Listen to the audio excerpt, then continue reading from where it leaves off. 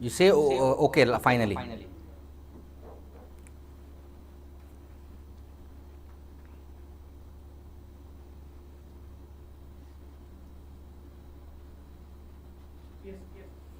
Yeah, so good morning everybody. Today we have assembled to have a short interaction with one of our old students. He is Harjeeth, who has qualified JEE Mains, JEE Advanced. He qualified IIT and he qualified even NEET with decent marks because since he had math bio, he had the option of writing even NEET. So, in this series, like we are running a series, Aspire2Inspire series, where we are going to meet with all the past toppers of our students, and we are going to interact with them to know their preparation strategies, to know what did they do when they were preparing for it. And there are a lot of doubts in your minds. Like I'm meeting with many of you, so I know, like balancing school, balancing coaching, then preparing for competitive examination, and which books to refer. These questions come to me frequently. Not only that, you even have doubts like it sometimes becomes too tedious to balance everything. Like board exam is upcoming, J exam is upcoming. So all these stress, how to handle that, and as a student like Harjeeth is there, what he did when he was doing. So I'm not saying that you can apply it to you exactly what he did, but at least you can get some idea, you can get some motivation, like what could have been done to avoid the mistakes that you are doing, or what to be done to become on a correct path. So in the audience we have students who are from various age groups and various classes. We have some students who are currently doing their 12th and going to write their board examination in a few days. We have students who are currently studying in 11th who are aiming for NEET and JEE next year. We have a few students even from foundation class, those who are studying maybe 10th or maybe 9th. Somebody is there? Yeah, even 9 some people are there who are in our foundation batch. They are early learners. They are starting their preparation for competitive examination at this age itself. So let them also get to know something and get to know the insights about things. They may not be aware about many things about IIT NEET itself. So let you give some light on that. So we will have a session. I'll ask him few things which will these questions we have collected by getting ideas from all of you. So what questions you are asking to me on daily basis, I have compiled into a set of some 24 questions, and I'm going to ask those questions to him now, and he is going to give his honest reply. And then we will have queries from you. If you want to ask something from him, you can ask him. Even the people who are in the live, they can ask him. They can ask through chat section in the live comment box. So you can clear your queries at the last. So not in the middle. Let us finish our talk, and at the last 10 to 15 minutes, we will dedicate exclusively for you people to ask your queries. So during the session, even if people who have joined in the YouTube, they can probably keep on posting their doubts in the chat section. If anything is there, we will take it at the last. So shall we go into the session now? Shall we? Okay, fine. So Harjeeth, the first thing that I want to ask you is about your inspiration, right? So you can have this in your hand, the questions that I have made. The first question is, what inspired you to aim for JEE? And when did you decide to start the preparation? This is the first thing. Like, what inspired you to aim for the JEE? And when you started the preparation, please, yeah.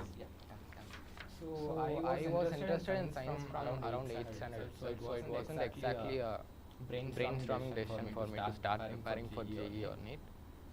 And yeah, since I was interested in science from around 8th standard itself, it just came naturally to me that I would go for JEE. I was interested in maths and engineering also because they were kind of interesting for me. And as for when did I start my preparation, I started to prepare the syllabus for JEE after I completed my 10th board exam. So around 10 holidays I started.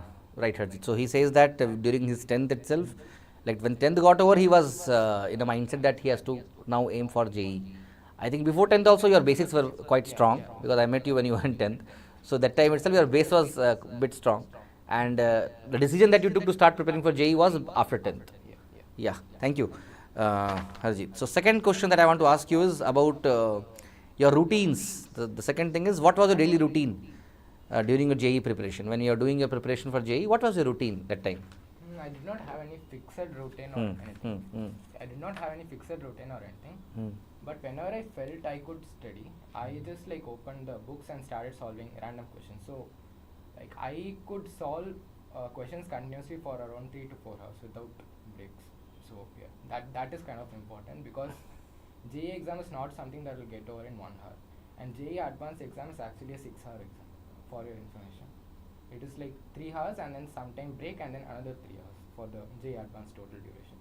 So it is kind of important that you actually start practicing questions for a long duration of time, so that you will get the mental strength to like sit through the 3 hours and solve all the questions.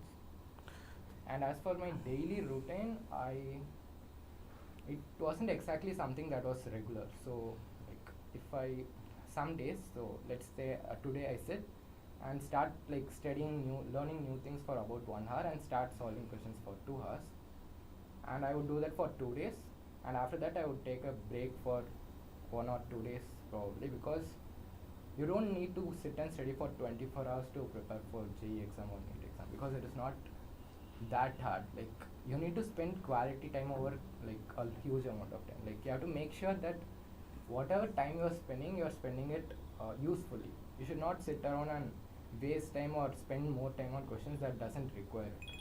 So that is more important than like spending more amount of time. So yeah, that was my daily routine. That wasn't routine, but yeah, this was it. Okay, thank you. So what Harjeeth says, I hope you have understood. He says the first thing that he says is continuity in sitting for the preparation.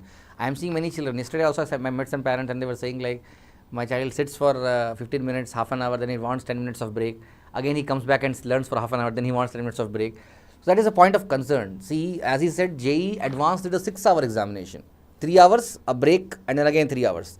So on the same day you will write 6 hours of test, only be having some 1 hour of or 2 hour of gap in between. So 1 hour of gap in between, exactly. For lunch break it will go. Yeah, so you can't do anything. So you should develop a habit of sitting continuously for the examination preparation, so that when the main exam comes, you have that habit of sitting continuously. You may get a lot of talks from outside like we should not sit long for studies. It's not like that. You can sit 4 hours, 3 hours continuously also without any deviation. That is very important, as he says. And another point he noted very correctly is the quality time. So you should understand that the time that you are spending should be of quality. It is not like you are sitting with the book. I have seen this also many children are doing. They are sitting with the book for long hours, but nothing productive happens there. For that you don't study itself. You can go and you can watch a movie, you can go and play a game outside. Need not to sit for long hours without any productivity. So when you are having a book in your hand, you should be able to grasp something from there. And your brain knows very well whether you are using your time carefully or not. If you feel, no, I am sitting for 1 hour solving 2 questions and not in the mood or not in the mindset, then it's going to be a waste of time for you. It will be virtually giving you a feeling like you are preparing for long, but really it will not be long preparation. And if you are feeling like that, you might as well take a break and then sit down after some. Yes. That is more like useful. Yes. He says taking a break is more useful than showing the parents that I am with the book and sitting for a very long time. Please don't do that. You take a break if required, but when you are sitting, your concentration should be the maximum, because we are talking about JEE examination. I hope you are aware about that. Toughest examination, one of the toughest examination in the world. I rate JEE Advanced even above SAT, because I have seen. SAT is not that hard. Yeah, that hard. There are some other exams which are way harder than JEE. Yeah, but one of the toughest exam we can say Advanced comes in top exam category. Chinese have some examinations. Yeah, Chinese mathematics. Yeah, that is on another. Yeah, that is another level. But on global level itself, Advanced is one of the toughest examination we can say. Yes, fine. Next question that I am asking to you is about your balance in school, coaching and self-study. That is again a very primary question with many people having this problem, because students, they say, today I have school examination, so I will not come. Today I have this thing, so I will not do. Today I have to go to my temple festival, so I will not come. So they have a lot of reasons for not. Okay. Yeah. So the simple thing, that is, how do you balance your when you were doing? How did you balance your school, your coaching? You used to come here, and your self-study time. How did you balance all this? Like, can you give some insight on that? Yeah. So first thing is that you have to prioritize your time. So what my priority was that preparation for JEE exam, or basically competitive exam, is more important than school exam, whatever you do. because I don't know, like so much of you have the mindset that Yeah, you go ahead, please. mindset that school exam is actually more important than whatever competitive exam you're doing, but it's the other way around. Because you see, like even after I completed my 12th and wrote all the exam and went to college, not many people are bothering about how much marks I got in board examination, basically because it doesn't count for much. I'll talk about it later. So you have to prioritize more time to JEE preparation than your school examination, school midterm or whatever you're getting, because they are not gonna like get nobody's gonna look at them after you have completed it. So yeah, first thing is that you have to prepare a priority list, and whenever you get time, right, if you feel that your JEE examination schedule is lagging behind or you need to spend more time on that, you can sacrifice some time off from your school, because the subjects that are not coinciding in the school are either computer science and English, that's it. Other than that, PCM, you will do it, and not many of you are going to take biology if you are preparing for JEE. And if you are preparing for NEET, you study biology for NEET also, so it is also coinciding. So the other two subjects, English and computer science. Computer science is not that hard. Only you need to know a bit of algorithm, or rather, let's say the programming language, syntax and everything. And the logic you can make up yourself. You all are smart enough to make up the logic. The logic is not that hard to be prepared. And for English, I do not study much. What I did was that before the examination, I would just go through the story and look up some YouTube summary, and that's it, get done with it. So English wasn't that much of a deal. And besides, even in the board examination also, English is a high scoring subject. Like with very less preparation, you can score very high marks. That happens for everyone typically. So yeah, you have to focus more on this and give more time on this. Right. So he mentioned something like, it's true, even I have said in class a lot of times that nobody knows my 10th score, nobody knows my 12th score, nobody knows how much marks I got in my half yearly examination of 10th or midterm exam of my 12th or 11th. Nobody bothers that. See, we are not, even he is not saying don't prepare, don't study, fail in the examination. We are not saying like that. You may say, sir, in your podcast, Harjeeth told that don't prepare school exams, so I not studied and I failed. Why are you asking question to me now? It's not about that. It's about you to prioritize your preparation. If you are really a JEE aspirant, see, that's a difference. If you are really aspiring to go into IIT, go into IISc, go into NITs, top colleges, then you must prioritize. For just tomorrow one exam is going to come and you want to do well in that, and today you restrict your JEE preparation, it is wrong. So, as he said, exams will automatically, see, again I am repeating this, I have said a lot of times in class, nobody can say like, I am very weak in school but I am very good in JEE. It's a myth. Nobody can say this. I am preparing for NEET and I am very good in NEET syllabus, but I am very poor in my school syllabus. It is impossible. It's a myth. Yes, you cannot be in a 90% category. In school exam happened, you scored 75%. It's fine. But you cannot say I am preparing for JEE but I am getting 40% marks in school examination. If you are doing that, it means you are cheating yourself, you are fooling yourself.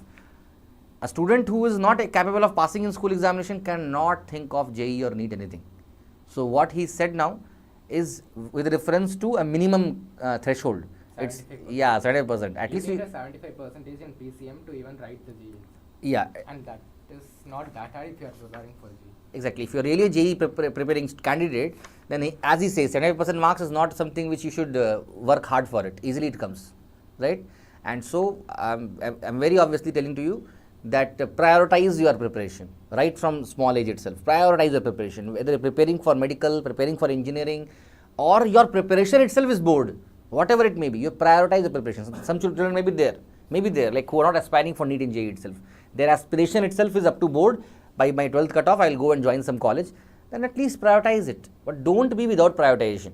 If we have an audience, all of you who was preparing for JEE and NEET, then yes, what he said is fine. But if somebody is there are children who think that it's not my cup of tea, I will go only for board exam, then prepare for that. But if you have thought of preparing for JEE and NEET, then you have to start prioritizing your studies. It's not like you can randomly study and tomorrow exam is there, so today I will not study anything about JEE. I told this, consistency is must. Every day, whenever you are preparing, prepare with honesty. That's the second thing. Okay, so next question, shall I? So next question, anything you want to add or shall I go? Next question. Okay, I'll add some more thing. And all of you, besides your JEE preparation and school board preparation, I feel that you have to prioritize your health also, because that is of more importance than whatever exam you are writing. And many people pull all-nighters and stuff in order to study for water exam. That is not at all required. Like, you can do way better without even pulling out an all-nighter for any reasons. It is not, and you need sleep in order to remember whatever you are learning. Like, without sleep, you will generally forget what you are learning. It is a scientific fact. It is not something that is made up. So you should all get enough sleep also along with whatever you are doing. So that, I hope you all remember that.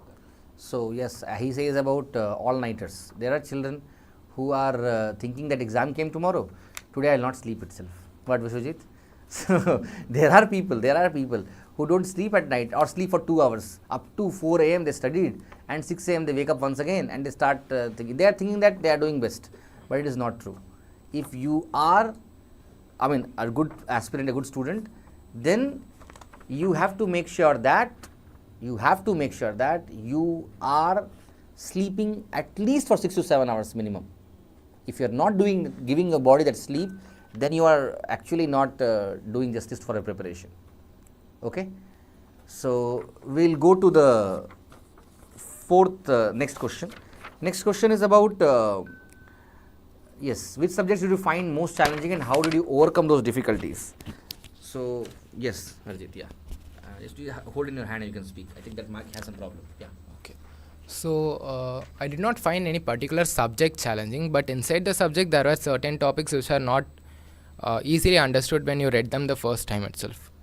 I'll start subject wise. So first, in physics, modern physics is actually very easy. So that does not require much time. And if you have studied gravity, then electrostatics would be analogous to that. The chapter which I found pretty difficult in physics was mechanics generally, because it is a long and boring subject, because you study only mechanics in all of your 11th standard.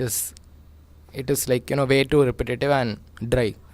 So what I used to do is that instead of preparing continuously instead of studying mechanics itself continuously, I used to study mechanics only for a bit of time, and I would study something else in between that, so that it just doesn't get dry. Like, if you're studying the same boring stuff, automatically your brain will get tired and you won't be able to study anymore. So rather than studying the same dry subject, just study it for some time and then study something which is more interesting in your opinion, because interesting is something in your opinion. And another topic I found pretty hard was resonance, because most people do not understand what is resonance. I would suggest you to go to internet or browse about resonance and get a clear idea of what it is, because instead of just trying to mug up what is resonance, it is easier to understand. And in mathematics, differential equations was something that you would not get in the first grasp itself. So for that also, using YouTube channels like, have you heard of 3 Blue 1 Brown? No. Okay, check it up. 3 Blue 1 Brown. So those channels help you understand the concepts really well.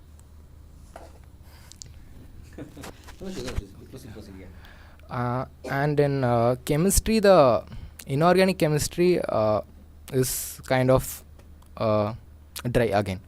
So for that also, I would suggest you to go to YouTube and internet and search up upon the CFT, MOT and LCOA theories and try to learn it conceptually. There are some YouTube, you can search in YouTube itself, you would get a variety of videos where they would explain it conceptually instead of just going textbook wise, because whatever thing, if you try to memorize it, you won't be able to remember it for a long period of time. Rather, if you try to understand it, you will be remembering even for a long time, because you have to remember a lot of stuff. So it's not practical to memorize each and every single thing. And so for organic chemistry, you have a lot of reactions, right? I would suggest all of you to keep a table. So the name of the reaction mechanism, and what are its features, or basically what it doesn't work on or what it works well, the yield and everything. So if you prepare a table like that, you would get around 40 reactions or something in all of organic chemistry reactions. And I'm including everything, basically JEE Advanced also, basically the out of textbook reactions, which are generally not there in NCERT. So if you do that, I think your organic chemistry would be really good. For physical chemistry, solving textbook questions and stuff, that's what I did. That wasn't challenging at all. So yeah, thanks. Yeah. So I would like to just add up here. So he just rightly told about the usage of internet. There are children who are using internet for watching China and Korean series. So then, so I know who is whose name is going to be taken now. So she is hiding her face. Anyhow, I'll not take your name. Don't worry about it. But people are there who are too much into YouTube channels, shorts, videos, and all these things. Please avoid that. I mean, there is a time, there is an age of everything. I think you can use your internet, your YouTube for a productive thing. That will be giving you some result rather than sitting and browsing some short contents, Instagram contents. And here I want to put a point with Harjeeth when he said that I have seen children nowadays. They have made your mind to get attracted to short contents, that Instagram reels, YouTube shorts. It is training their brain to enjoy short content. They are not able to enjoy something long. Like if they are seeing a 45 minutes video, they will not be see it fully because their mind is used to listen 30 seconds, 40 seconds, something very interesting. So I feel that way in this age of studying to school, they involve their mind too much into shorts seeing, reels seeing. It spoils their mental health. I feel like that because their mind is trained to get what is fascinated or interested in short contents, and they lose their ability to concentrate for 1 hour or 2 hours even in seeing a video. So that's the reason I always am very much against, at least for your age. When you come to a higher age, then it's fine. But at this age, when you are preparing for your examinations, NEET, JEE, and all these stuffs, I recommend you not to see any short contents. YouTube is a very, very beautiful platform. It's like free of cost education. I hope all of you are aware about it. A lot of things which you are having trouble, like how he said, some topics you are not able to understand. Whoever is teaching you, whatever books you are referring, you may get a solution for that in internet. So if you use it wisely, again, he even named a channel. So you can like browse good things. It is always recommendable. But don't waste your time. When you go to internet, you see 100 recommendations right side and you start seeing something else and you went for something else. So avoid that and please spend less time in seeing short contents and wrong contents. Try to make your viewership also in some good content. Okay. Yeah, please add something here. If you feel like you're distracted in like YouTube shorts and stuff, I think it is best for you to create an account. This works because of YouTube algorithm. So you create a new account, search everything related to studies in the study box, and your recommendations would be completely based on studies only. Create a new account itself for that. Yes. And your shorts also would be based on studies only. So I think that is better than trying to, just use the same account for every single thing. And as for Instagram, you don't really need it much. Honestly, you have WhatsApp for chatting. And they don't use for chatting actually, Instagram. They use for, again, I know. only. Yeah. I know. So if you want to like message in Instagram, you can as well do it in WhatsApp.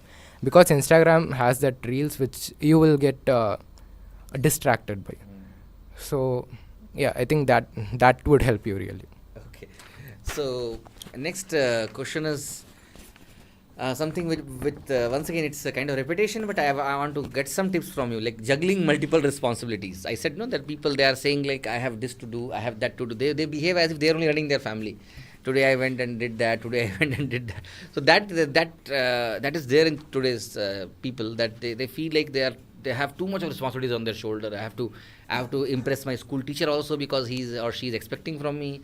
I have to take care of you also. You are asking something from me, and I have to satisfy myself also. So how you like what suggestion you give to manage all this? Just a few points if you have anything to say. As for multiple responsibilities, all the responsibilities that he mentioned come into the category of studying only. So that is not exactly something that is multiple responsibilities. And the syllabus are coinciding only. I mean, it's not like you study something completely different in school and completely different over here.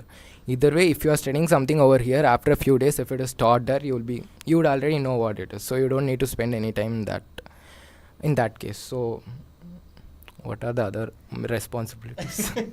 Fine. Anyhow, he says that your major responsibility is studies. So don't take anything else as a responsibility itself. If you're considering that you went and bought 1 kg of Vengayam for your home and you take that as a responsibility, avoid that. And suppose, as I said before sometime, don't like, they think that when you go and some festival happens in their native and they go for 4 5 days there. That is the kind of responsibility they are having on their shoulder. So I don't recommend to sacrifice 4 days 5 days of any month continuously if you are into a preparation. Like you can, so if you are very good and if you are preparing very hard long for 26 days, then 4 days of break will work out. But every 2 days you are taking 4 days of break, then you see a proportion like where you will end up at the last. So that is where I want to say. We'll go to the next question, by the way. So next question is related to the allocation of time. So how much time did you allocate to each subject daily? That's what we want to ask. Like how much time did you during your preparation time? How are you allocating time for physics, chemistry, and math preparation? The time I allocated was based on how much time I felt it would take to complete the concept, because some concepts would get over quickly and others do take up some of your time. So what I would do is that before like allocating any time, I would just like read through the entire concept, just glance over it and like get my head around how much time it would take roughly for each and every single concept, because some are actually long.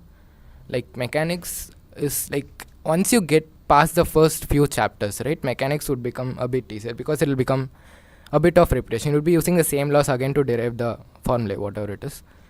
So if I felt that it would take more time, I would allocate more time to it and like get it done on the same day. If I felt that it would take lesser time, then I would probably merge a lesson or two along with that, so that I can like work more productively. And every single day, if you feel like one subject is kind of dry and boring, again you can always like merge it with something else that is easier to complete, so that you at least get the feeling that you have completed something on that day, even if you're not able to do the lengthy concept. And I did not allocate any daily time. As I said before, I would sit for 3 or 4 hours. Let's say roughly for 2 days continuously I would sit for 3 to 4 hours, or probably 3 days, and then take a break of 1.5 or 2 days probably. So that was my kind of schedule, like study for 3 or 4 days and take a break for 2 days. And on the 2 days break the reason I took that was because if you keep on studying for a long time, your brain gets tired again.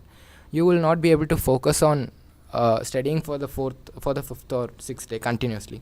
So what you could do is that just take a break entirely from studying. That is what I used to do. So on those breaks, I would not touch the books in any way. So I would just go out and play, have some fun, watch a movie randomly. So yeah, I would just spend my day without worrying about studying. Yeah. So once again, he mentioned something like a break, which already he mentioned before also. And I want to add up one point here that when he is saying 4 hours of study, he used to do, that was a quality 4 hours of study. I hope you understand that. Again, I am repeating, studies is directly proportional to the concentration that you are doing. If you are sitting for 4 hours, it should be productive 4 hours, not random 4 hours sitting with a book in your hand. Because nowadays many children think that if they have book in their hand, they are studying. It's not like that. You have to make your schedule more appropriate, and in the way that you are able to get out more from what you are learning. So as he said, merging of subjects, a very good concept. Like in a single day, if you allocate only for math, it may feel dry to you. Only for physics, it may feel dry to you. You may get vexed up, you may feel like, what is this, it's boring. So you can mix always. You can have some time for physics, and when you feel it is getting dried up, you start doing math. When you feel it is getting dried up, you start doing biology if you are having. So like that, you can allocate multiple chapters or multiple subjects on a single day to get some, get away from the boredom of a particular topic. So that is definitely required. And I always encourage that. Even during my time of preparation, we never used to have a single day or single subject. My personal thing, you can.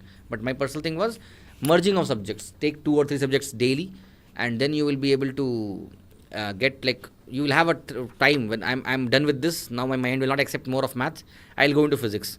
Will not accept more of physics. We'll go into chemistry or bio or whatever. At the last, if nothing is going on, I'll even sometimes read a story of English, because just to get relaxed myself. So that we can do. We can switch between subjects if you are feeling too bored in one subject. Right. So I'll go to the, you want to add something? Please. And if you feel that it is dry, you can also watch a YouTube video based upon that concept. For example, do you know that collisions is there, right? If you have a wall, a block, and another block, and you give some velocity to the block, I think 1 meter per second square, I'm not so sure about that, and you perform many collisions, increase the mass of block, and it will come out to beat the digits of pi. It is a very random fact. Go to 3 Blue 1 Brown and watch the short or video based upon it. You will get it. There is no I don't know if there is any logic or that such behind it, but it's a fact. So yeah, use YouTube videos and search up interesting content based upon your concept. So that will help you to get interest in the concept, and you will be able to study it well. Yes, so as he said rightly, that if you are even he very good thing he told, like how algorithm of YouTube works. No, what you see, they will show that recommendation. So if you make your view itself in account where you see only educational contents, then all your recommendation will be based upon educational content.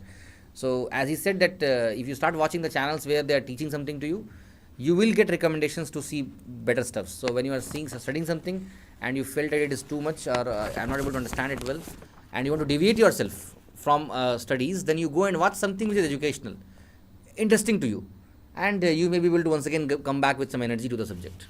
Okay. So next question that I would like to ask you is, yes, this is a very interesting question, because many people do this. They give up. I think many are sitting here also, they would have given up inside their mind. So giving up is very common in children, because when they come to 12th, they feel like no, not my cup of tea, because I have spent a lot of time preparing and I'm tired, I'm done, I'm not getting marks in my mock test, I'm not getting marks in my school examination, I'm not getting marks anywhere. So where shall I quit now, or shall I just focus on this only? So giving up is something which many students do. I think out of 100 students preparing for JEE, 90 will be giving up only at one point of time, and only 10 will be going to the final day with the mindset, and in that 5 or 4 will qualify. So that's how it goes. The logic works, that many of the students, they give up. Even they go and write the examination, but they have in their mindset they have given up. Now they are just writing for the namesake. So like, how did you overcome your thing? You would have got some times of feeling like, let me give up, and then how did you overcome that giving up mindset, please? If you are feeling like giving up, then probably a break would help, because like since I took a break regularly, I wouldn't get that feeling so often. So if you feel fed up, then just take a break, like keep your books away and go out, play, or like listen to music or whatever. Do you have hobbies? I mean, I think many of you might have hobbies, so just go do your hobbies and spend time, because at the end of the day, if you have like exhausted yourself completely and you sleep and wake up the next day, you will automatically get a feeling to study, because you will feel guilty that you have not studied for this much time. You just wasted the entire day. So that will automatically make you study the next day. So I think you can do that if you are feeling like giving up. And yeah, so he says, Harjeeth says that again he is emphasizing once again on taking a break. So when he used to get a time like feeling like too much and I'm overwhelmed, then he used to go for an entire day break. And one more thing I want to add here, that when you take a break, the break creates inside you a sense of guiltiness sometimes, that 2 days I'm not studying anything, and that guiltiness may bring you back to the subject. It happens to some children. One day completely not studied, if you are a student, then you will get a feeling like, why I wasted one of my day. If you take 2 days off, it will create a sense of more guiltiness inside you, and that guiltiness may bring you back to the system once again. Again, double quotation, subjected to the children, not for everybody this thing. Sir, I took 1 month of break, nothing happened to me. Then you are not in preparation. You are in enjoyment.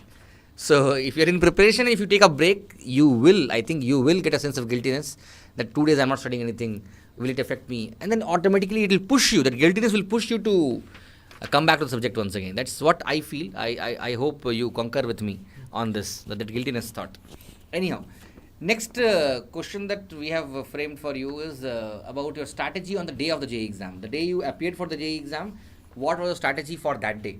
When you are going to appear, a day before or that day? So the day before I appeared for JEE exam, I did not study anything new, because before you appear for any exam, like 1 day before that, it is important that you do not study anything new, because you have to go to exam with the full concentration and do not study anything new, because one thing is that you will not remember it, or in studying for the new stuff, you will forget whatever you studied.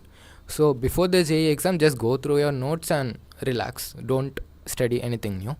And on the day of the JEE exam, I just had two things in mind. Number one was that I should not leave any question unseen. I had to look at all the question, read it, and decide whether I'm able to do it or not. And the second one is that I have to solve as much questions as possible. And I should not get the feeling that I did not have time to solve this particular question. So yeah, those were my strategies on the day of the JEE examination. Okay. So I hope you have understood like what he is trying to say. A day before the examination, don't try to learn anything new. Somebody told you at the last moment that chapter is very important and you not learned the chapter. Suddenly you realize that I have not learned and you started studying on one day before the examination. It is applicable even to boards. Suddenly a day before the exam, you should not learn anything new. Tomorrow if you have examination, today you cannot learn it. Remember that. What you have learned in past, you can revise, you can recall, you can have a quick look at the notes. But you should not try to learn anything new on the day of the examination or a day before the examination.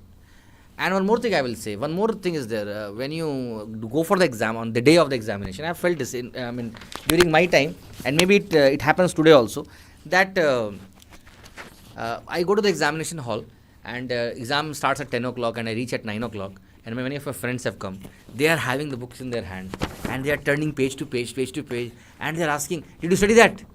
And that time I will feel I have not studied it. And then I get tensed. And then one more friend comes from there, did you study that? No, I forgot to study that. And that makes me that much down that when I go into the exam hall, I have lost my war already. That kind of thing. So I always tell my students to avoid talking to many children before the examination, or don't take it too seriously, because that talk may disturb your psychology. And you also don't go and disturb their psychology. So you should not go and question other friends of yours. Did you study that? Did you study that? We have this kind of sense of egoness in children. They want to go and show off. They want to go and say, did you study that? Because they want to make the other student feel, I have studied, you would have not studied. This is the real psychology of children. I always feel like don't do that, and you also don't get used to it when somebody is going and asking. So before the examination, don't go with any notebook in your hand. I know you will go, but then also I'm saying, my responsibility to say. I always say that, if you have a paper or something where you've written all the things and you want to revise once before entering, you can do. But as a student, I never did it. When I went for the examination, I will go empty-handed, without any notebooks in my hand, anything, and I'll just go and sit in the examination hall. I'll not talk to anybody that day. Somebody saying, hey, no, nothing. If I'm entering the exam place and somebody is asking, they're coming to talk to me, I'll say, don't talk to me. Talk to me after the exam. Because I know they will talk something which will hurt my psychology. I will have some preparation. I will go down because somebody will say something to me which I have not studied. Or I would have not taken it that seriously. Or I would have studied, but because he asked me, I will forget it at that time. This happens sometimes, students. So I just want to put this point added up here. Okay. So next, the question that is there in front of you is, how did you manage your time during the examination? So when the exam was going on, and you had to sit for 3 hours for mains and 6 hours for advanced. IIT was 3 hours, I think. Yeah. So these 3 hours, 6 hours of examination. How were you managing your time in the examination hall? That if you throw some light on that. Yeah. Actually, time management depends mostly upon whatever exam you're writing. You cannot follow the same strategy for board or JEE exam. So talking about the JEE examination, so how I managed my time during the JEE mains was that it was fully MCQs only, and it did not require as much rigor and calculation as the JEE Advanced. So what I did was that I first started with the chemistry session and attended as much questions as I could, because in chemistry calculations is less generally, because you will have 2/3 of the paper as inorganic and organic chemistry, where you don't require any much calculation. For physical, you need a bit of calculation, but there are some questions which are graph based and all. So for those, understanding how the graph works, you will get the answer. You don't need to calculate. And so I started with chemistry, and then I went for physics, and then continued with maths. So what I made sure was that if I felt that the question was taking a lot of time, then I would just leave it and go on to the next question, because there are so much people actually who spend like so much time on a question that they just don't feel like giving up. That is kind of important. It is important for you to know when to actually stop, because if you spend so much time on a question, even if you get it correct, you lose the time which is required for the other questions. So as a result, you'll even leave some easy questions and come. So don't spend too much time on any particular question. So what I did was that If the question was taking a bit of time, I would skip it. So in a way, I was able to complete the paper around 2/3 to 3/4 of the paper with some half an hour left, some spare time. Okay. So in that time, what I would do is that glance over the questions which had taken time and again try to solve as much as possible. So that was my strategy. I did not care about completing the entire paper, because if you get about 200 marks out of 300, that is a very good score again. So you don't need to answer all the questions that is there on the paper. So yes, decision making of how many questions you are going to answer is totally again a student perspective. He told his thing and I appreciate it, and even I accept it, that chemistry is the thing which I'm talking about JEE, because JEE is all about physics, chemistry and math. So chemistry is somewhere where you have some theoretical part where you may need less time. As I told, in organic chemistry and some part of organic chemistry, you need little less time to solve. Physical chemistry may take some time because it is again a calculation based thing. And then physics, 90% will be mostly, or 80% will be mostly numerical based questions, and math entirely numerical based. So you can always start from something which is more easy to get more confidence. So finish your chemistry part first and then come to physics and or math, which is more comfortable for you, and then you can choose the subject in that order of your choice, what you like. And as I said, it's not like you have to finish the whole paper. So don't spend too much of time in a particular question. This is also a problem. Many children, they start a question and you should know when to give up, when to stop that. Or else you will spend 15 minutes in one question and you will find that I could not attempt even 30 questions out of 75. So that is there in JEE. So please make sure that you are clear. You see a question, you know the concept, you can answer it, then attempt it. If you feel no, it is not my cup of, I have not studied this itself, very difficult, or I don't know, leave it, go to the next question. Don't try to spend too much of time in something that you don't know, or you know and you started solving a question and you got stuck up. Have a threshold time. I'll try for 1 minute, I'll try for 2 minutes, and then I'm not getting the answer, I'll go to the next question. Because sometimes, this also I have seen in some children, that when you start doing a question, you know that concept, you start taking it up, and you spend 2-3 minutes on one question, and you are not able to get the answer. And then you take another 5 minutes to solve the same question, and then you don't get the answer. Then again you take 5, like you keep on extending the time and you make 10 to 12 minutes in one question itself, 15 minutes sometimes. So that makes you lose all the time, and that makes you feel like, oh my god, what I am knowing itself I am not able to answer. What will happen to the other question? Don't let that psychology overtake your preparation and your commitment on the paper on that day. So if you don't get stuck with a question for a too long time, even the same thing he also said, have a time to give up. When you give up, go to the next question.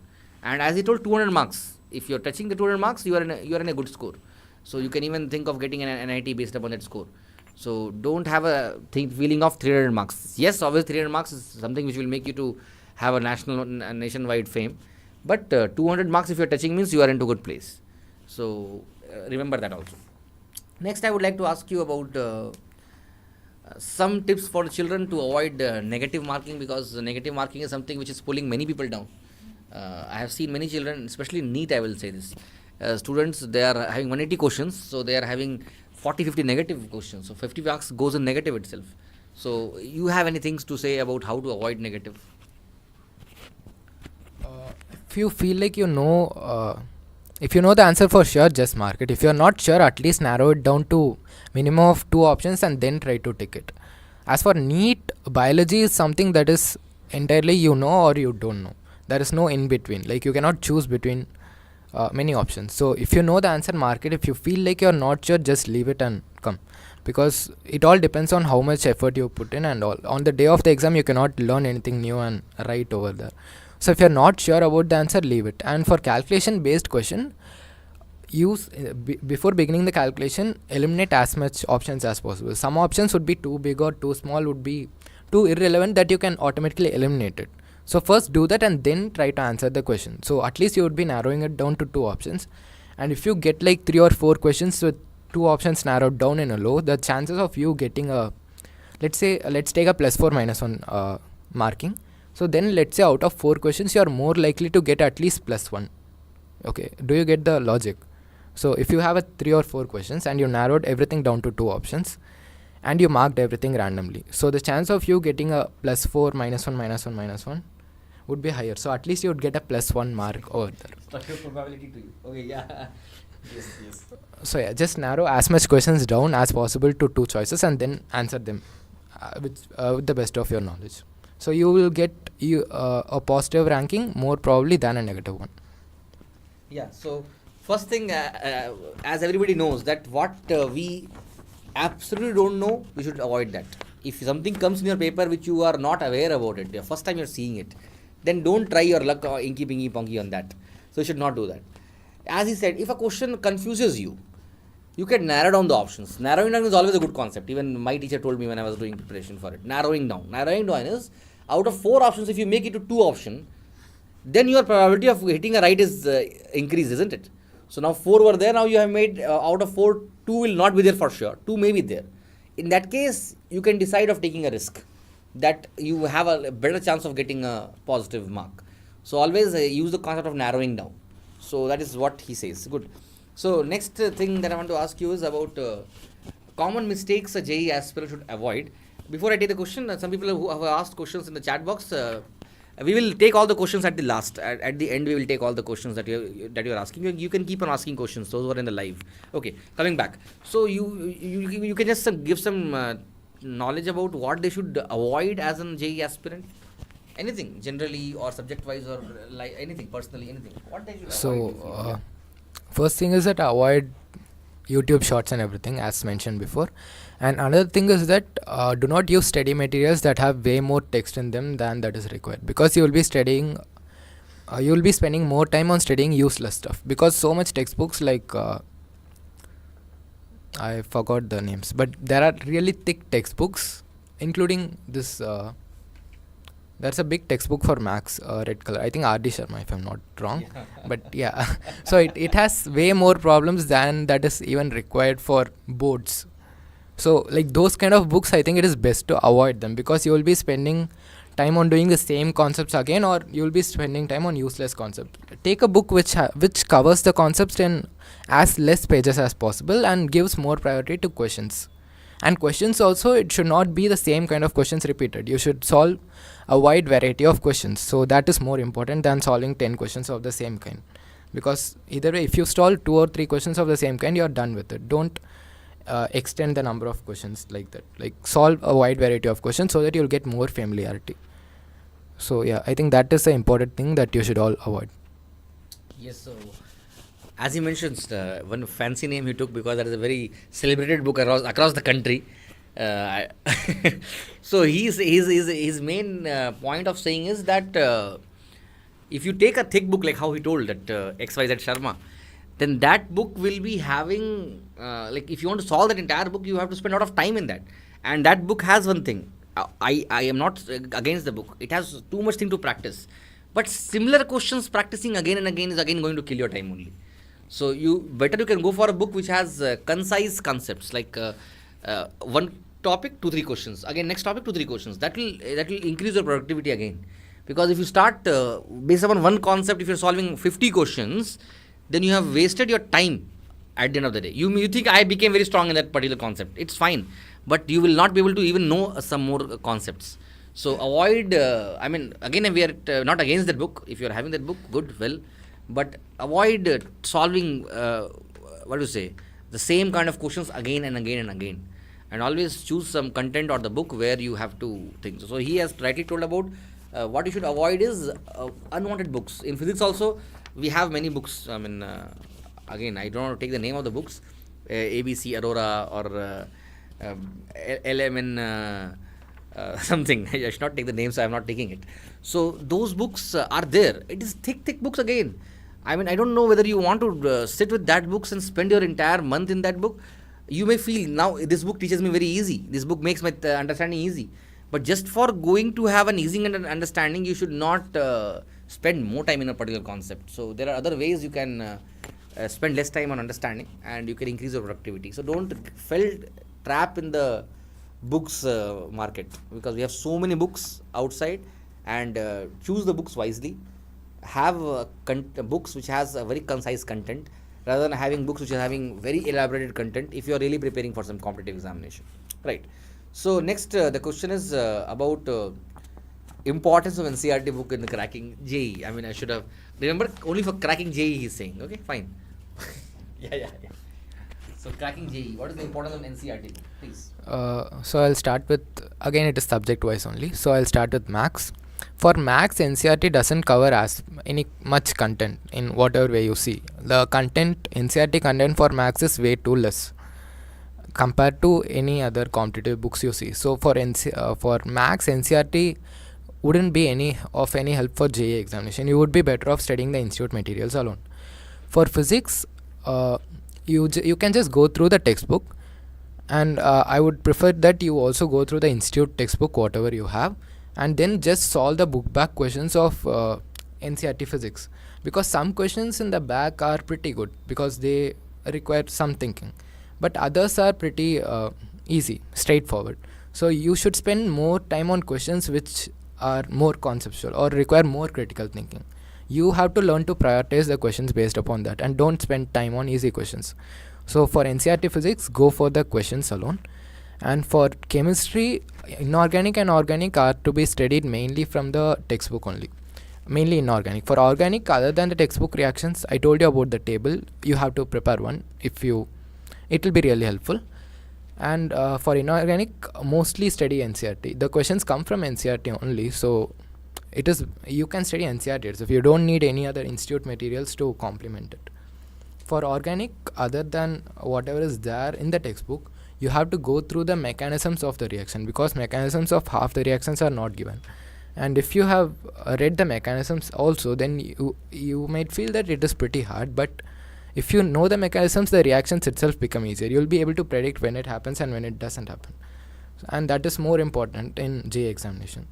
So for organic, study the reactions and mechanisms, get it from outside and make notes of it. For physical chemistry, it is all too straightforward only, so you can read it from the textbook and solve the book back questions, so similar to what I told in physics. And yeah. So as he says, like math, NCERT is only for boards and for school stuff. If you are aiming for JEE, then NCERT is far too easy or far too simple to talk anything about JEE. For JEE, the materials that is provided to you is much needed for math. For physics, as he said, and I agree to what he said, that for some topics, some questions are good in NCERT, but once again, you after solving all the NCERT book back questions in physics, you can go for the material that is being given to you for solving more questions of JEE. But for chemistry, he said, very rightly he said, inorganic chemistry is all about NCERT. If you are very good in NCERT, inorganic, done. Inorganic is clear. So inorganic, even organic, some part, NCERT is Bible. Very good. It is good in the sense, enough for the preparation's sake. But some part of mechanism of organic which is not there in the book, you have to come out and find it in the resources. And physical chemistry, the solving of problems, some typical questions, again you have to study from outside only. But inorganic, organic is NCERT. And physics to some extent NCERT, math to no extent NCERT for JEE preparation. Double quotation again, JEE preparation. Okay. So that's, I hope you have understood, like books to be followed for JEE. Next, I'm going to just skip a couple of questions because time is not much there. But I want to ask this question to you. It's an interesting question because many people, they may think, why JEE? Why it is required?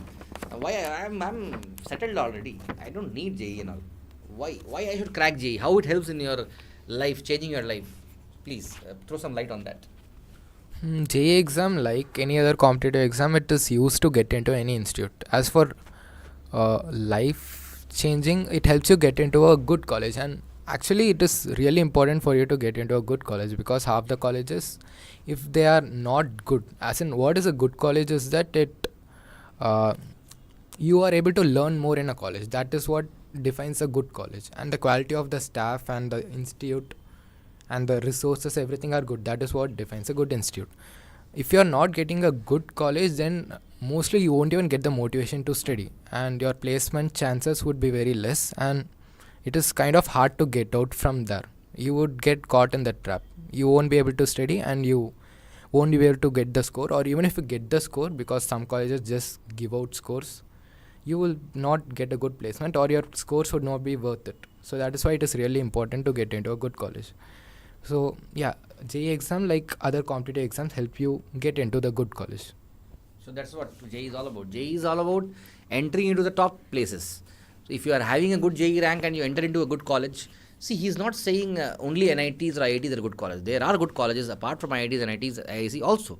But they should be good enough to provide you with good teachers, provide you with good resources, provide you with good facilities, and obviously at the end of the year, placements, your job. So that chances are only good in good place. See, when I'm saying good college, I mean to say like the place where you have the best facilities, and obviously competition is there to enter into that. So if you want to enter into the premium colleges for engineering, JEE is the stuff. So JEE or Mains, Advanced, all these things. Mains itself will make you to get some decent colleges, and if you're strong enough, Advanced will make you to go into IIT or an IISc. So if you go into that, then obviously your life turns around. I mean, you would have seen many stories saying that they were like their financial condition or their society, everything entirely changed when they cracked the examination. A person entered into IIT and then his whole family life changes. That is a reality, because when you go inside, the confidence level, the peers that you have along with you, the facilities, and they come out with a very high paying jobs. So they change their view of their family itself. That's the important. Not only for engineering, for medical also, studying at a good government seat, you get the motivation to be a good doctor, or else you will come out and you will first try to get the money back what you spent for becoming a doctor, isn't it? Spend 1.5, 2 crores to become a doctor. What will you do? When you come out, you want to get that money back only, no? So for that you will do something wrong, writing wrong prescriptions, or saying them to, for a lung problem, you will go and ask them to do something in their liver. I mean, the point is that you will have the desire to get the money back that you have spent. And when you spend less money in government seats, then you become a real doctor. Doctor is something which is highly, it controls the whole society. The death and the life is in the doctor's hand, isn't it? So if they become corrupt, then the whole system collapses. That's what is happening. Today we all are fearing to go to doctors. Many of us, we don't go to doctors so easily because we doubt that they will do right or they will do something which is not required. So this thinking has come only because of too much of money paid for getting a medical seat, or too much of money paid as a fees to become a doctor. So always have a thinking that you want to go in medicine, go in a proper government place where, again, if you want to enter inside, you have to crack some examinations. So please look into it. Next thing is very related to this, where how did your learning from this preparation applies to life in general? Like, if I am preparing for JEE, there are many people, most of people, they're preparing but they're not able to make it. So how this preparation will be helpful for their life in general? What is your comment on that? If you are preparing for any competitive exam and have managed to get a good score in it, you automatically would have some skills in you, or else you would not have been able to make it. So one of the most important thing that you learn in your journey is time management, since you have to complete a large amount of portion in your own personal time, which is not something that people would force you to have, because like people force you to study for school exams and everything, and not many people ask you to make time and study for your own JEE examination. So you have to manage your own time and allocate time for each and every single subject. So in a way you would get the skills to estimate the time required for a particular task and then allocate the time to it. And if you are not able to complete it in that time, you will get backlogs. And backlogs is something that is inevitable, that everybody would get backlog, because while you're preparing, you would overestimate or underestimate the time required for any particular concept. So you would get backlogs, and it is something that is inevitable. So you would also require to create time in order to complete the backlogs, and again estimate the time required for it and do it. So you would get the skills how to manage your setbacks in life in general, analogous to it. And another important skill that is required to crack any competitive exam, and really important to crack a really conceptual exam like JEE Main, is critical thinking. So critical thinking means you have to grasp the concept quickly and have to think about creative ways to answer it, because when you read a question, your brain automatically starts to work on how to solve it.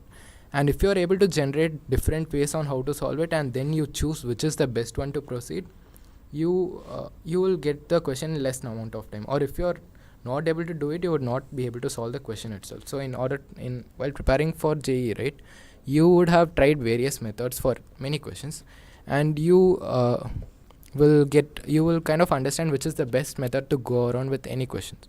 So you would get those skills also while preparing for JEE, and yeah, that's it. Yeah. So I mean, apart from cracking the examination, if you crack it, well and good, you get a good college and you go inside. In case, worst case scenario, somebody is not able to make it also. If you are really in the preparation, good preparation, and by some reason you could not make it at the last, remember that this preparation itself is developing a skill inside you. The ability to solve questions, the ability to manage time, strategizing things, that is very helpful in your whole life journey, not for this 2-3 years. I'm telling about another 40-50 years of your life. The preparation that you are into gives the skills to you which you cannot imagine now. It will be useful for you when you are actually in the profession. So it's not about only preparation, it's all about grooming you. So this preparation is actually grooming you to do a lot in your life.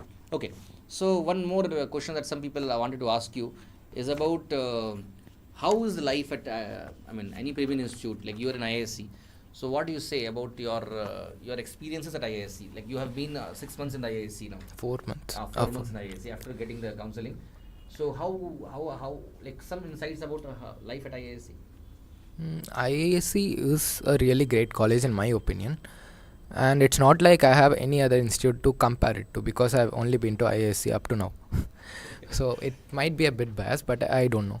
So as for the insights at life at IISc, the professors who are teaching us over there are all research professors who are actively engaged in research on those topics which they are teaching us. So whatever they would teach us is coming from the minds of experienced people. So there is really less chance for them to make mistakes, and they know what they are talking about. So you will, in interacting in them itself, you would get a lot of knowledge, and they would teach in a way that is easy to understand, and they know what is important and what is not important. So the quality of teachers is one thing, and after that we have really good places over there to study. Have you like after this you can Google JRD Tata Memorial Library. It is there at IISc only, and it is one of the nation's treasures in a way, because there are some collections of documents or books that are available only over there, all over the country. So that library is open to all of our IISc students. So you can sit there and study, and the place is really comfortable to study also, and you can borrow any material you want, and you have a vast amount of resources at your disposal. So that is important, and you also have departments for each and every single thing. Like there is department for this one, high energy physics and organic chemistry. That's a separate whole building for it. So the place is really good, and there is a lot of greenery also, like lots of trees and everything. So it is environmental friendly, and I like the environment really. It is cold and I don't know. Yeah. So he talks about the college atmosphere around environment, like greenery is there. See, IISc is one of the top places in the country. People are preferring IISc or IITs. I hope you know. Those who have research interest, JEE Advanced rank, top rankers, they go to IISc because that is a place where you can do the best research actually. Apart from studying a good place, research-oriented mindset, people go there. And as he told, one of the best libraries of the country is there in IISc. And resources, as he told, the people who are actively engaged in research. See, somebody, any teacher, including me, we have studied something and we are teaching you. But when you go to a good place, they are not teaching you just by their knowledge. They are teaching you just by their research experience. Because research is something which is ever evolving. Today, in quantum mechanics, something is being taught. It may not be true because it would have evolved to something new. Which who can teach you? The one who is actively engaged in that profession. So as he said, every department, quantum mechanics, high energy, power, organic chemistry, every department has their own specialization there. So, you cannot imagine what kind of exposure you're going to get there. Whichever field you like, you can excel there. I want only nuclear fission. You have separate laboratories where fission and fusion things are taking place there. If you have interest only in this particular concept, optics, I am having too much interest, you will have places there where only optics are there inside. So that kind of exposure you get. Which topic you are having a lot of interest and you want to explore that field, you will be able to get exposure there in IISc. Not only in that, even IITs, NITs, if you talk about, they are best places in the country for education, for resources, for the placements. So obviously, you cannot imagine. Apart from the money that you're going to earn after coming out from there, I'm talking about these things. Obviously, I hope you know that when you enter into the premium college, your life financially is settled already before you even come out of the college. That's how the things are there. So yeah, again running little out of time, so I'll just skip some questions that we planned to, but a couple of questions that I want to just ask you at the last. First thing is, there are people who are going to appear for board in another 10-15 days. Not 15 days, practical will start, and then main exam will start another 50 days. Yeah, so around they are counting days. Yeah. So any last minute tips for doing well in their board examination? Because you also, I think you got some 95% marks in the board examination. Physics 95. Yeah, all 95, in chemistry alone 96. 95, 96 marks you got in the board examination, apart from your other rankings. So any tips for them? For board examination, I don't think many of you have taken biology, or if you have taken biology, then textbook alone is sufficient. You should read each and every line of NCERT, because in NEET also each and every single line of NCERT is important, because there are some questions which are asked from in between the textbook, and some people are not able to answer that, in short. So they lost marks because of that. So it is important that you read each and every line of NCERT and try to understand it as much as possible, even for board examinations. And for physics, I think for all the subjects, going through your textbook and answering the book back questions, understanding the concepts and then understanding the book back questions is important. And in mathematics, many of you might leave out the miscellaneous exercises. I think those are important. Miscellaneous exercises are not something that is considered out of syllabus. It is there in your textbook only, and it is there for board examination. So you have to solve that, and if you have time, go for the maths exemplar also. Exemplar. Yeah. And physics, chemistry. Yeah, for chemistry again, textbook is the key. Read your entire organic and inorganic from the NCERT and apply the same strategies I told for the JEE exam also. Like mechanisms is completely optional. It is your wish, but if you learn it, it will be easier. It will not make things harder. It will make things easier. And for physical chemistry, read the NCERT and solve the book back questions alone. And for last minute tips, again, don't study anything before the examination. Just revise the notes. Don't study anything new. And for practicals, you can just go and do whatever it is, because reality is reality. that is okay. They will give you marks anyway. Don't worry too much about it. Right. For English, you don't need to study much. English is a high scoring subject. I talked about that before also. So again, I also didn't study much for English examination. Just went through the story, read it 2 or 3 times, watched some summaries, and because again the prose and poetry are just a part of the entire question paper. You solve 2 or 3 comprehension and practice a bit of writing. The format itself, I think, will give you more than half the marks that is intended. For the thing, the content carries less marks only. So yeah, it is a high scoring subject. English, you will all get marks if you just do your stuff. And yeah, that's it. That's his last minute preparation tips. Don't read anything new before the examination, and focus on NCERT. He said line by line, very important. I have seen the papers of last 3-4 years where the questions have come from in between the paragraphs and not read it, not able to answer it. So your concept should be very clear, and read NCERT line, especially for 12th children. NCERT line by line reading is very important because you are going to appear for board examination. So it becomes important. So please don't miss that. And the last question, just a part of this video, that what is the impact I think Wisdom Academy has created in your entire journey? Just a few words before we wind off and take the questions from the audience. Yeah. Okay. I have been a part of Wisdom Academy since 11th standard, and it has been a really motivating thing to have 2 mentors by my side who would help me whenever I was stuck in any question or any concept. Any concept or stuff. So whenever I used to have a doubt or I'm not able to solve a question, I would just send it to them, and they even conducted special online sessions for me. So I'm really grateful for that. And besides that, whenever I felt down, they would motivate me, and I mean, when you have two people by your side throughout your journey, it is something of a boon in itself. So I really thank Nilesh sir and Satish sir for what they've done.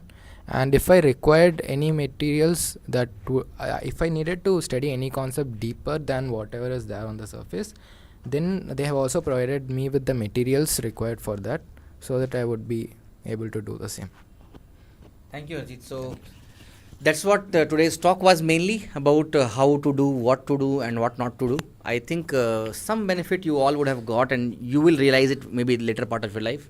So even the people studying in smaller classes, you are meeting somebody who has done a great thing in his academic journey, and that really should motivate you. And you can even meet us later or ask us in person something which you want to ask us. And I hope the session would have been helpful for you. So before we wind off the session, we would like to take some questions from, first I'll take some questions that has come online, and then I'll ask people who are sitting in the offline also. So a person is asking in Hindi, I don't know how many of you understand. So he says that अब इस time पर सारे chapters के revision के लिए tips दे दीजिए. So he is asking you, so he is asking you some tips for how to revise all the chapters at the last moment. He wants to have a revision of all the chapters of, maybe not mention subjects, so maybe all the subjects. So for all subjects, you would have prepared notes, right? I think it is best to revise the notes instead of going over the textbook. If suppose he has not prepared notes, then? That is difficult, because textbook has a lot of irrelevant content, stories in between and all, and if you spend time on that, you would be wasting time. So again, you should have prepared notes by now, and if you have prepared notes, then go through it alone. Don't study anything new before the examination, just go through it. And if you have not prepared notes, it is... Get notes from some of your friends. Yeah. Who have prepared good notes. Yeah. And study from that. Right. So the thing is, in the last moment, if you want to revise all the things, then even I say, as he's saying, your notes are very important. I think the entire year of 12th, you should have prepared notes. If not, then please get the notes from your friend who is writing the best. It may not be as helpful because he would have made in his own way. But anyhow, for nothing, you can have some notes with you. So last moment, I don't believe in all these one-shot videos when it comes in the YouTube always, one shot. These things are not really helpful much in my experience. So better you can have a good solid notes and prepare for it. Still some 30-40 days are there. So the notes that you have with your friends, please get it from them and start preparing for it. That's what we will say. Another student has asked you that, do you think 1 year is enough for preparation for JEE? What is your comment on that? I don't think so, because mechanics you would be studying in 11th standard and it requires a lot of time. 1 year is not definitely sufficient. You would require at least 1.5 years, I think. 1 year is not sufficient. 1 year, he says, not sufficient. It is hard. It is very hard. It becomes impractical actually. Yeah. Because you have your board exams coming next year. 11th, at this moment, now I have realized, now I want to crack JEE. It's very difficult. Because you will not be ready to leave your school also. During our time, we had, thing that we can leave school and study at home. But nowadays, schools also, they are not allowing that to happen. They'll not let you take much leaves. So in a way, last 1 year is definitely not possible for JEE. And as it did, at least 1.5 years is required. A strong 1.5 years of your time is required to prepare for JEE, really, if you are preparing for JEE. Otherwise, it's not possible in the last 1 year or last 8 months to prepare for any competitive examination. Yes. So next question, a student Nitin Raghav is asking, previous year question of JEE and sample paper, is it really important? Yeah, it is important, obviously. But since whatever coaching materials you're using, they get the questions from the previous year questions only. So if you have solved all of that, you would in a way have solved majority of the PYQs that have appeared. So, and if you feel that you require more practice, go for the PYQs. There would be really less questions that you have not touched upon. So if you are solving the institute material questions itself, you could have solved the PYQs. So yeah. Yes, so PYQs are very important, and as he said, the material that we make itself is from PYQ only. So all the last 10 years questions we put in that, so it is required. If you are thinking that I am preparing for NEET or JEE without solving any PYQ, then you are not preparing for it. PYQs definitely must, sample papers are all important that you have to practice. For practicing it is important. Yes, so people who are sitting over here, you have any doubts, please feel free to ask. Anybody, be open to ask anything if you want to ask. He or me, anybody, we can help you. Anything you want to ask? Don't hesitate to ask. Anything. Bhushan, something you want to ask? No? Because you are raising your head, I thought you were going to ask something. Anybody? Anything? Say if you want to ask anything, I'm repeating. Anything in your mind about the college, about the institute, about the preparation, about anything, you can feel free to ask before we close the session. Yes, please, Sweta. Sir, I would ask him that on getting your score and after joining the college, did you feel that you lagged in your preparation, or if you would have done something more, you would have been to a better position? Did you ever feel like? IISc is, like 3 years before the JEE Advanced AR1 is in IISc. It is one of the best institutes. So I do not have any regrets about joining there. And yeah, like top rankers of JEE Advanced and Mains are over there only. So it is not below any institute in terms of ranking. And no, I have not regretted that decision. Okay. So he says that he has no regret because he is in IISc. IISc is kind of rank one, you can say, in the country. I mean, it is above IITs because people who get advanced rank, top player, they prefer IISc only. So he is in IISc. So what regrets he will have more than that? You may feel like you got 4,000 rank. So why are you having any jealousy with the rank 1 or rank 10? Obviously, at this position, he will not have because he is into the best place. So I also feel the same. Like he has achieved what he wanted to achieve in his life. So I don't think there is any regrets much. Anyhow, thank you. Anything else? Any good question? Any question? Good or bad? How many attempts did he take to crack JEE? One attempt. He cracked JEE in the first attempt. That I can answer on behalf of him. He cracked in the running attempt. So 10th he wrote in 2022, 12th he wrote in 2024, and in the same year he wrote JEE Mains, he wrote JEE Advanced, he wrote NEET, and he wrote IIT. And everywhere he has qualified. NEET also some decent score. 500 something. Yeah, 500 something is scored in even NEET. And other exams, rank is on the board. So he has done running attempt. No drop he has taken. Yes. Anything else which you want to ask? Please, Briti, louder. Yeah. Does the JEE examination only gives you the college seats for engineering courses, or other than that, what courses can be applied? Using JEE. Using JEE. Using JEE apart from engineering courses, whether What he is not in JEE engineering. Do you know he is not in engineering course? He's into some physics. No. Not physics also. He is in BS. Research course. Research course. Yeah. So he will choose physics, chemistry, or math, whatever they want to choose after 1 year. So now he is in. So it's not like JEE is only for engineering. JEE is for engineering as well as BS courses in top institute. One more course is there. I mean, if you apply for paper 1, paper 2 you can go for architecture and planning courses. Yes. But with paper 1, engineering and this kind of research courses only you can go. No other course you can take by JEE Mains. Anything else? Any other queries you have in your mind? Ashwat? No, sir. Same, always you are asking something you want to ask? No, sir. No? So can we wind up the course, the session? Fine. Thank you very much. Thank you, Harjeeth. Thank you for coming here and doing your part. We can come out from live. So thank you, everybody who was there in the classroom, and we had a session with him.